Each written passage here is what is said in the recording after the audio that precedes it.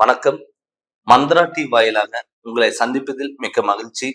ஜெகதீஸ்வரனின் அன்பு நேயர்களுக்கு என் அன்பான வணக்கங்கள். நம்ம இந்த காணொளியில என்ன பார்க்க போறோம்னு பாத்தீங்கன்னா, செப்டம்பர் மாதம் துலாம் ராசி பலன்களை நம்ம பார்க்க போறோங்க. பொதுவாவே துலா ராசியை பொறுத்தளவு சுக்கிரனோட அதிபதி. கனிவான பேச்சினால எல்லாத்தையும் ஈர்க்கக்கூடிய ஒரு தன்மை இருக்கும்.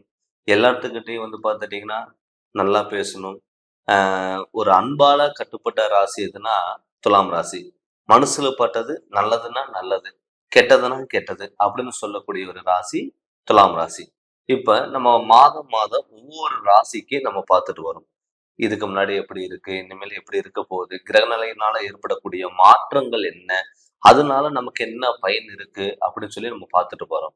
ஆனா இப்ப இந்த மாதத்துல செப்டம்பர் மாதத்துல துலாம் ராசிக்கு யோக பலன் கொடுக்குமா அப்படிங்கிறத நம்ம பார்க்க போறோம். இப்போ துளாராசியோட அதிபதி சுக்கிரன். சுக்கிரங்கிறதே எப்பவுமே பார்த்துட்டீங்கன்னா ஒரு ஆடம்பரங்கள், நினைச்சதை அடையணும், ஒரு லட்சுமி யோகம் அப்படி இருக்கக்கூடிய ஒரு கிரகம். இப்ப உங்க ராசி நாதன் இந்த செப்டம்பர் மாதத்துல உங்க ராசிக்கு 12ஆம் இடத்துல கன்னி ராசியில கேது பகவானோட சேர்ந்து இருக்க போறாரு. அதாவது உங்க ராசிக்கு விரைய சுக்கிரனா இருக்க போறாரு.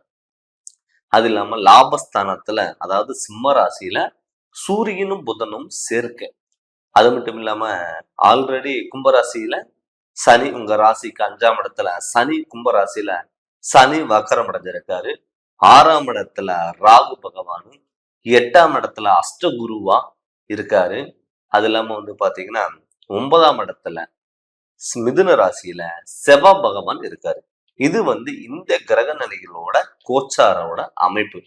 இப்ப ஆல்ரெடி பாத்தீங்கன்னா துளாராசி பொறுத்தளவு பாத்தீங்கன்னா மத்தவங்களுக்குன்னா முன்னாடி நின்று சரி பண்ணிடுங்க. ஆனா உங்களுக்குன்னு எடுத்து பண்ணும் பொழுது கொஞ்சம் குழப்பங்கள் கொடுக்கும். ஏன்னு கேட்டீங்கன்னா துலாம் ராசி பொறுத்தளவு பாத்தீங்கன்னா என்ன பண்ணலாம், என்ன பண்ணக்கூடாது, ஒரு தெளிவான சிந்தனைகள், அதாவது எல்லாத்துலயும் பெஸ்டா இருக்கணும். எதுலையுமே நம்மளை ஒரு குறை சொல்லக்கூடாது அப்படிங்கிற ஒரு தாட் எப்பவுமே துலா ராசிக்கு இருக்கும். அது இல்லாம உங்க ராசி நாதன் விரயத்துல இருக்கும் பொழுது என்ன ஆகும்னா, ஒரு பொருளை நீங்க பாக்குறீங்க, அது உங்களுக்கு பிடிச்சிருந்ததுன்னா எவ்வளவு ரேட்டா இருந்தாலும் வாங்கணும் அப்படிங்கிற எண்ணம் உங்களுக்குள்ள வரும். ஆனா வாங்கினதுக்கு அப்புறம் ஐயோ நம்ம அவசரப்பட்டு வாங்கிட்டோமே, நாங்க வாங்காம விட்டுருக்கலாமே அப்படிங்கிற ஒரு தாட் உங்களுக்குள்ளேயே வரும். அது இல்லாம இப்ப லாபஸ்தானத்துல சூரியன் புதன் எப்பவுமே நம்மளுடைய லாபஸ்தானத்துல தன்னுடைய ராசிநாதன் சூரியனே இருக்கிறதுனால நீங்க எந்த ஒரு வேலைக்கு போனாலும் சரிங்க, என்ன பண்ணாலும் சரி, இப்ப இந்த செப்டம்பர் மாசத்துல நீங்க ஆரம்பிச்சீங்கன்னா அது எல்லாமே லாபத்துல கொண்டு போய் முடியும். எப்பவுமே எந்த ஒரு வேலையில இருந்தாலுமே நமக்கு லாபம் வந்தாதான் நம்ம பண்ணதுக்கான ஒரு அர்த்தங்கிறது இருக்கும். அப்படி பார்க்கும் பொழுது இந்த லாபஸ்தானத்துல சூரியன் இருக்காரு. அது இல்லாம உங்க ராசியில 12ஆம் இடத்துல கேதுவும் சுக்கிரன் உங்க ராசிநாதன இருக்காரு இல்லைங்களா, அந்த உங்க ராசி நாதனை குரு பாக்குறாரு. இப்ப அந்த குரு பார்க்கும் பொழுது அந்த விரயஸ்தானத்துல இருக்கிற கேது பகவானும் சுக்கிரன் என்ன பண்ணுவாங்கன்னா சுப விரயங்களை கை கொடுப்பாரு.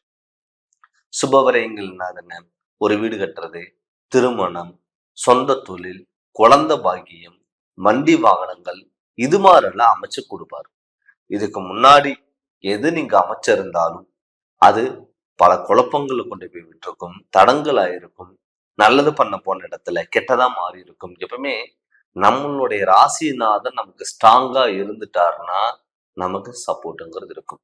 பட் ஆல்ரெடி உங்க ராசியை குரு 8ஆம் இடத்துல அஷ்டம குருவா இருந்தாலுமே கூட உங்க ராசி நாதனை இப்ப உங்க ராசிய குருவா பாக்குறாரு. அது இல்லாம லாபஸ்தானத்துல இருக்கிற சூரிய பகவான் தன்னுடைய சொந்த வீட்டிலேயே இருக்காரு. அந்த சொந்த வீட்டுல இருக்கிறதுனால என்ன ஆகும்னா தொட்டதெல்லாம் புண்ணாகும். ஒரு ஒரு வேலைக்கே போனா கூட அங்க உங்களுக்கு சம்பளம் இல்லை அப்படின்னு சொல்லிட்டு இதுக்கு முன்னாடி போயிட்டு இருந்திருப்பீங்க. இப்ப உங்களுக்கு இன்கிரிமெண்ட்ங்கிறது கண்டிப்பா இருக்கும். மெயினா 5ஆம் இடத்துல சனி வக்கரம் அடைஞ்சிருக்காரு. பூர்வீகத்தினால ஏற்பட்ட பிரச்சனைகள், பூர்வீகத்தினால வந்த அவமானங்கள், ஒருத்தர் பாத்தீங்கன்னா பூர்வீகத்து இடத்த வாங்கவும் முடியாது, விற்கவும் முடியாது, பயன்படுத்த முடியாத ஒரு சுச்சுவேஷன்லையும் மனக்கவலைகள் இருப்பாங்க. அதே மட்டும் இல்லாம நம்மளால போய் ஒரு பூர்வீகத்து இடத்துல போய் நம்ம வீடு கட்ட முடியுமா? இல்ல பூர்வீகத்து இடத்துல போய் நம்ம ஏதாவது பயன்படுத்த முடியுமா? சொந்த வீடு கட்ட முடியுமா? நம்ம வாழ்க்கை முழுவதும் வாடகை வீட்டிலே நம்ம போயிருவோமா? இல்ல வாடகை வீட்டுல தான் நம்ம வந்து வாழ்க்கை கழிச்சிருவோமா? நமக்குன்னு ஒரு சின்ன வீடு, நம்ம சொந்த வீடுங்கிறது இருக்காதா? அப்படின்னு நினைச்சவங்களுக்கு எல்லாம் இது கரெக்டா கோல்டன் பீரியட்ன்னு கூட நம்ம சொல்லலாம். ஏன்னு கேட்டீங்கன்னா, இப்போ உங்க ராசி நாதன குரு பார்க்கறது ரொம்ப ரொம்ப சிறப்பு. அதெல்லாம் 6ஆம் இடத்துல ராகு இருக்கு. 6ஆம் இடத்துல ராகு இருக்கிறதுனால என்ன பண்ணும்னா, உடல் ஆரோக்கியத்துல மட்டும் நீங்க கொஞ்சம் கவனமா இருங்க. எனக்கு 6ல இருக்கிற ராகு என்ன பண்ணுவாருன்னா, மறைமுகமான உறுப்புகள், மறைமுகமான பிரச்சனைகளை கொண்டு போய் விடுபவரு தான் இந்த ராகு பகவான். இந்த ராகு என்ன பண்ணும்னா, அடிக்கடிக்கு இந்த வயித்து வலி, அ கா சில பேர்த்துக்கு வந்து பார்த்தீங்கன்னா, நுரையீரல் ப்ராப்ளம், இருமல் வந்ததுன்னா அவன சீக்கிரம் விடாதுங்க. இது எல்லாமே இந்த துலா ராசி பொறுத்தளவுக்கு இருக்கும். அதுல 5ல இருக்கிற சனி என்ன பண்ணுவாரு, இன்னும் வந்து இந்த அலர்ஜி சம்பந்தப்பட்டதும் இன்னும் சேர்த்து குடுப்பாரு. அதனால நீங்க உடல் ஆரோக்கியத்துல கவனமா இருங்க. அது இல்லாம இப்ப 8ஆம் இடத்துல குரு இருக்கு. 8ஆம் இடத்துல குரு இருக்கிறதுனால வந்து நம்ம திருமண பாக்கியங்கிறது தடங்கல் ஆகுமா? இல்ல ஆயுளுக்கு ஏதாவது குறைபாடுகள் வருமா? அப்படின்னு பார்த்தீங்கன்னா, கண்டிப்பா வராது. ஏன்னு கேட்டீங்கன்னா, உங்க ராசிய பார்க்கல குரு அப்படின்னாலும் கூட, இந்த மாதத்துல உங்க ராசிநாதன சுக்கிர பகவான பார்க்குறாரு. உங்க ராசிக்கு 12ஆம் இடத்துல இருக்கிற சுக்கிர பகவான இந்த குரு பார்க்குறாரு. இந்த குரு பார்க்கறனால என்ன ஆகும்னா, உங்களுக்கு சுபகாரியங்கள் நடக்கும். அதுக்கான ஸ்டெப் எடுத்தீங்கன்னா, அது கண்டிப்பா நடக்கும். இப்ப நமக்கு திருமணம் ஆகல, நம்ம பார்க்குற பொண்ணுக்கு கல்யாணம் ஆகுது, பையனுக்கு கல்யாணம் ஆகுது.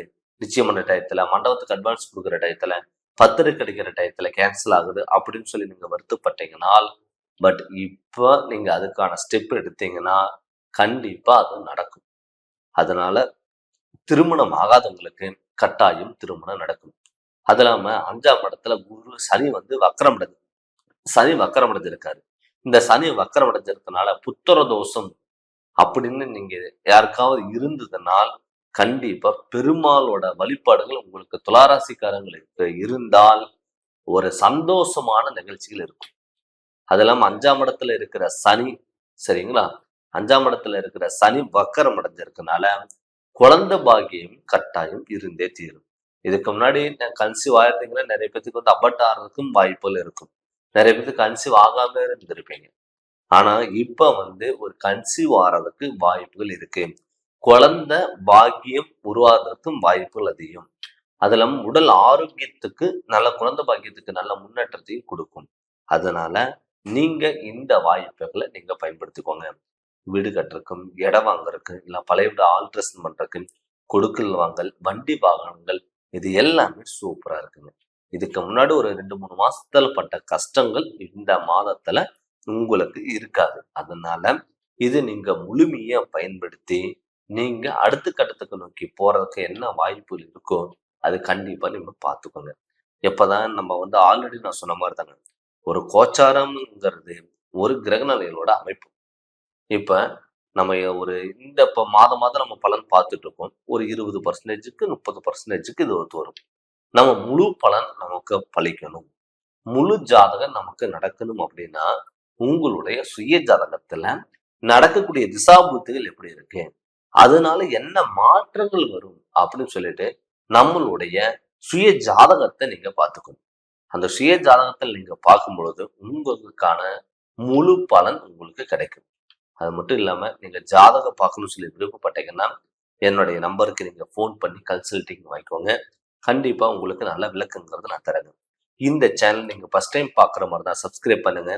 பெல் பட்டனை டச் பண்ணுங்க. உங்க நண்பர்களுக்கு ஷேர் பண்ணுங்க. நன்றி, வணக்கம்.